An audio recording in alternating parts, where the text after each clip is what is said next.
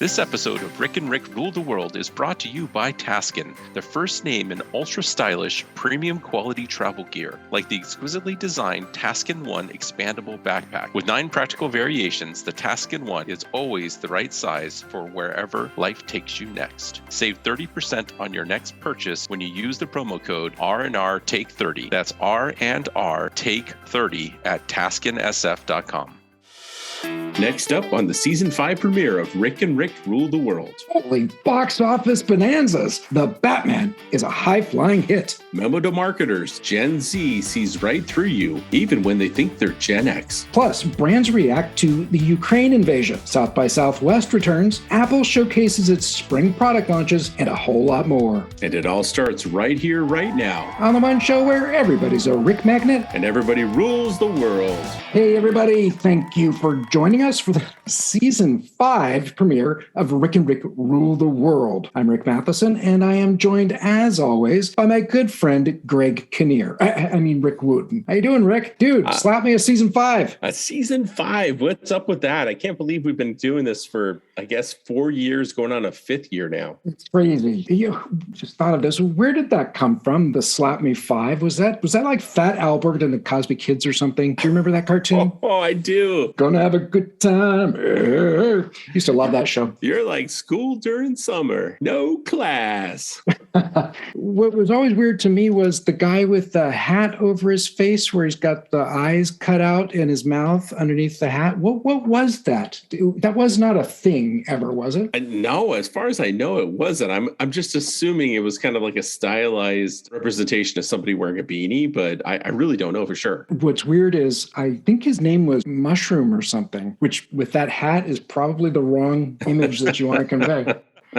That's awesome. Do you know they actually made a live action version of this back in 2004? I seem to remember that. Was it anybody like a big name in it, or I mean, I think Bill Cosby was in it, mostly a voice or something like that. But it was a total flop. I think if I remember right from looking at IMDb, the budget was about $45 million and the box office was $48 million. So nobody really made any money off this one. Thought that character was super weird. So anyway, thank you everyone for joining us for this Season 5 premiere of Rick and Rick Rule the World. And this is the first show we've done in a couple of weeks. And my understanding was that you were partying on the company dime down in Miami or something. Yeah, this was a trip. We talked about this before. I did take the one trip recently over to Amsterdam, but I really haven't traveled that much, particularly domestically. And so I did have to take a trip. We had our sales kickoff meeting down in Miami. So, being a smart guy, I went ahead and took a couple extra days ahead of time and enjoyed it. I actually had never been to Miami other than just kind of traveling through it. So it was really cool to kind of explore the city. And it honestly is like a completely different experience. It's like a part of Latin America more than it is part of America. It was very cool. Yeah, there's definitely an international flair to the city. So you had great weather, I'm presuming. Yeah, the weather was really nice. It was probably in the 80s and the humidity was high, but that's typical of the southern states down there. But it was beautiful. It was really nice. We had quite a few sunny days, and like I said, I got a chance to visit the city. I tell you, one of the crazy things, and I'd heard this, but it's like hearing this and then experience it are two different things. Miami doesn't even start until 10 o'clock at night, which is so bizarre. I came in late on a flight. I think I landed around 10 p.m. Like, I'm starving. Let's go get some food. And so I just went out to see if there was anything that was possibly open at 10 o'clock at night, and everything was open. And I had the most amazing Latin food. It was like a brisket or something stuffed into a taco shell, and I don't know. It was just crazy and delicious. Sounds awesome, because the highlight of my week was texting my wife to tell her that I'm standing in line at Sephora buying her freaking Goodnight face cream. And then I realized I can finally scratch that off the list of texts I never thought I'd send. That's absolutely awesome. I hate shopping in general, but then I was like in enemy territory or something. I had no idea how the store worked or anything. Yeah. And I'm just trying to get out of there as quickly as possible. And these women were coming up to me and asking if I wanted a shopping basket. And I was like, no, it was awful. I tell you, you know this, but I'm not a coffee drinker. So like whenever I have to go into like a coffee store, like Starbucks or whatever, which is common for 99% of the people in the world, just not for me. I feel so out of place. And I go up up and I try and order coffee, and it's such a bizarre experience. It's like, I would like a tall iced latte, low fat. It's like, I feel like I'm taking a test and I'm trying to guess the answers because I really have no context to this whole thing. So I'm imagining that's what you felt like. Very definitely. And I hadn't thought about that for coffee places, but you're right. If you aren't actually purchasing coffees from a specific place, it can be daunting. I mean, I know Starbucks and I know my go-to drink, but if I'm at like Phil's or something, I have no idea. And you know, there's so many options. And it's like a local dialect. Like the dialect at Phil's is probably different than the dialect at Starbucks, which is different than whatever other coffee place that's out there. It's absolutely bizarre for me. All right. Well, what else is crazy is that we have another Rick-tastic episode in store for you today, because just as with seasons 1, 2, 3, and 4, this is the show where everybody's favorite Ricks share their unique brand of news and views about the worlds of marketing, media, tech, and pop culture. And as always, we kick things off with pop that just won't stop in a segment we like to call Rick and Rick Radar Love. First up, Rick, a certain Caped Crusader kicked some serious butt at the domestic box office with a $128 million opening weekend, thanks to Matt Reeves' new film, The Batman. You saw this. You know, and so again, this is like, you know, bizarro world here where I went and saw the Batman before you. You're the DC guy. I'm not the DC guy. And I tell you, this was an interesting experience. I don't know if I ever shared this with you. I think I did years ago. I'm guessing it was my friend Jeff, because nobody else claims credit to this. I love vampire movies. I absolutely love vampire movies. And I knew nothing about Twilight other than I saw a commercial on TV and it was a vampire movie. So I grabbed my friend and I'm like, dude, let's go. We're going to the movies. We go in there. It is the most bizarre experience ever. All there are 14-year-old girls and then him and I. And we're like looking at each other like, I don't get it. We start watching. I didn't make it through the movie. I left after a half hour. It was like so not what I expected. So fast forward, and there's an announcement that this main character from that is going to be playing Batman. And like, I made all kinds of jokes about this. Like, you know, oh, is he going to sparkle in the moonlight? And, you know, I guess the vampire really does turn into a bat. Like, I mean, all kinds of jokes about this whole thing. And then I went to go see it. And I have to tell you, I'm not going to spoil anything, but he actually did a pretty good job. However, he did 50% of a good job. And my take on this is he did a great job at playing Batman. I'm not sure about Bruce Wayne, though. And I'm going to stop there. I'm going to let you watch it, and then I'm going to see what your reaction is to it. Yeah, I feel like I've read that his approach to the Bruce Wayne character, some people seem to say that there's no difference between the two. And then other people said that he almost seems emo. 100%. I'm in the letter camp. So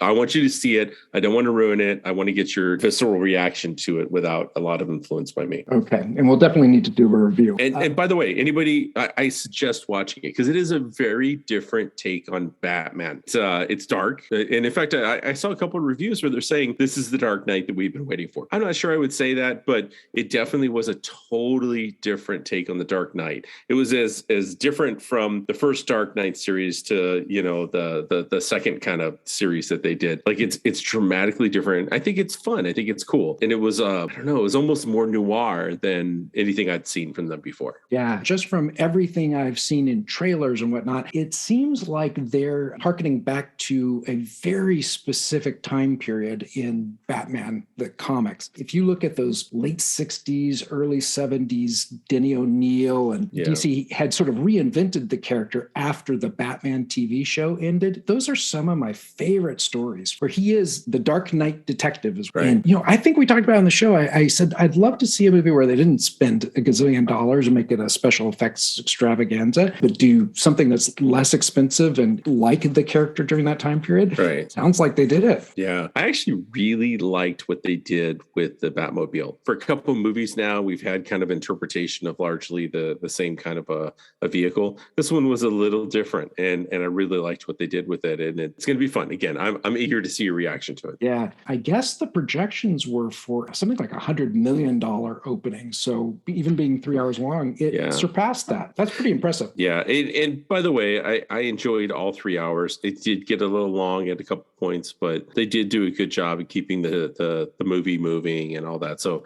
again, I don't want to bias it too much, but they did a good job with the movie.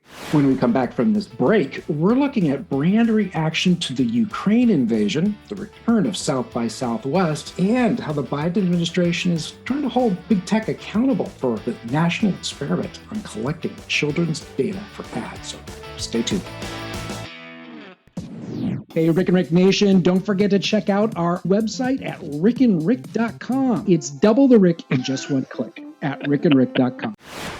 And welcome back to Rick and Rick Rule the World. Rick Matheson and Rick Wooten. And it's time for the good, the bad, and the marketing, including brand reaction to the Ukraine invasion. It's been just heartbreaking to see folks being driven from their homes and having their country attacked in an unprovoked invasion. Well, according to Morning Consult, 75% of U.S. consumers support brands cutting business ties with Russia, while 8% say brands should maintain business ties, but issue a statement condemning the invasion. And apparently, or nearly 50% of baby boomers and 37% of Gen Xers support severing those ties permanently. Thought that was pretty interesting. A study from Yale says that the 290 major brands have responded to the war through humanitarian efforts or extending sanctions against Russia. And these are brands like Starbucks, IKEA, Google, Amazon, Airbnb, Coca-Cola, and more. Also interesting is in this Morning Consult study, most Americans want brands to take sides in this conflict. They want to know where you are in this. It's amazing to see the sort of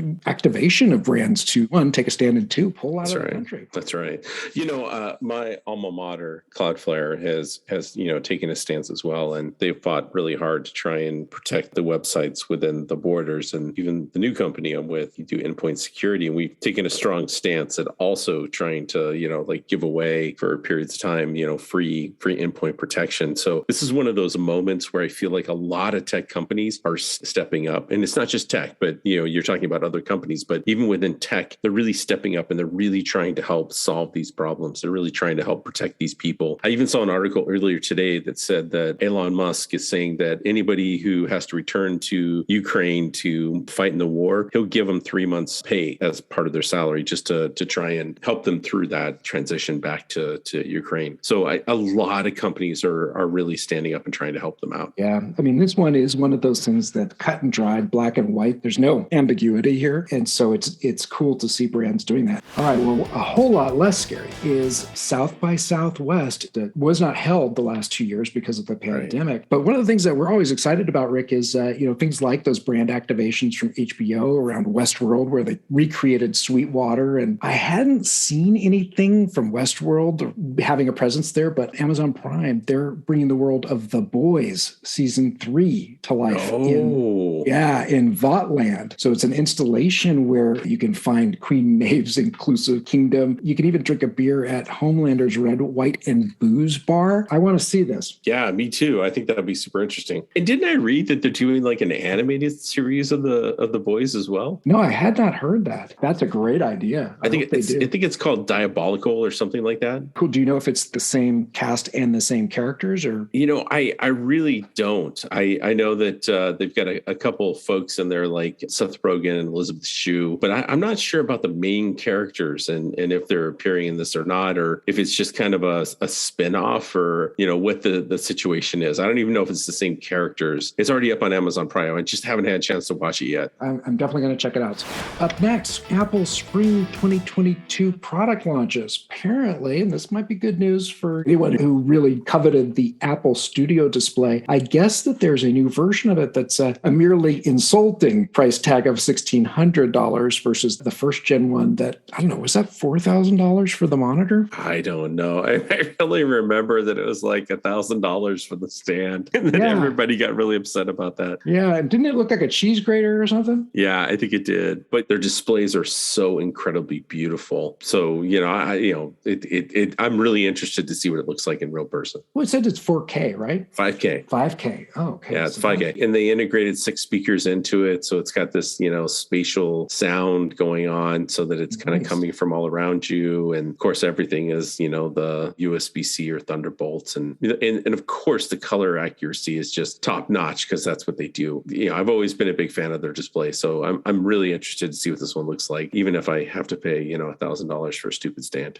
Next topic is interesting for the world of advertising and advertisers, specifically in social media, is the story that you sent over about how the Biden administration is coming out with kind of a game changer for kids' privacy. I don't have a lot of details on this, but in the State of the Union, Biden kind of levied a gaze at social media platforms and said, enough is enough. You need to protect our children better. You need to stop targeting them with advertising. You need to stop collecting so much data on it. And part of this was because of a Meta Facebook employee that turned whistleblower that kind of leaked all kinds of internal documents showing that the tech giant was, tracking everything, and especially with kids and all that. So Biden took exception to that, which I appreciate. And he's like, hey, we need to protect our children. And so they're trying to introduce some legislation. But in the meantime, he's really calling them out and just asking them to self-regulate and to do the right thing, which I thought was a cool thing to do, asking them to put better privacy protections in place and to just ban advertisement towards children when they're a child. So we'll see where that kind of goes. But,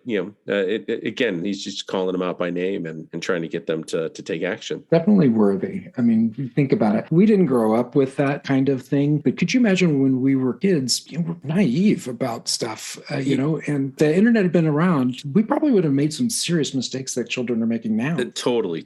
You're right in the respect that we didn't have the internet and we didn't have that kind of advertising, but we really did. There were cigarette ads targeting children, like every cereal ad was targeting children. And advertising towards children actually became a real issue during our childhood. And there was a bunch of legislation and there was a bunch of regulation that got put around broadcast by the FTC and others to kind of curb that. That's all still in place. But the problem is the internet's a little bit more unregulated. So those same things don't necessarily apply. Plus now it's not just broadcasting to, it's collecting from. And that's the exactly alarming part. Crazy. I don't know about you with your kids, but I feel uncomfortable even thinking about what kids could be doing on the computer that they just don't realize. And to your point, I mean, it's not just our kids, it's us. Yeah. We have no idea the level of, probably you and I do because we're marketers and, we see some of the stuff that gets talked about and people pitching us the ways of tracking people and things like that. But, it's pretty scary. And by the way, there's a lot of people out there, and I just want to say this, there's a lot of people out there doing the right thing and they don't get creepy with this stuff. But there's the possibility of misuse, and that's what they're calling out here. And I think if self-regulation and people using common sense and trying to be good human beings, I think it addresses 99% of this. I hope you're right. When you were saying that, I'm envisioning Mark Zuckerberg, and I'm skeptical. Mr. Robot himself. Hopefully we're on the path toward stopping or at least dramatically curbing data collection on children, and hopefully all of us.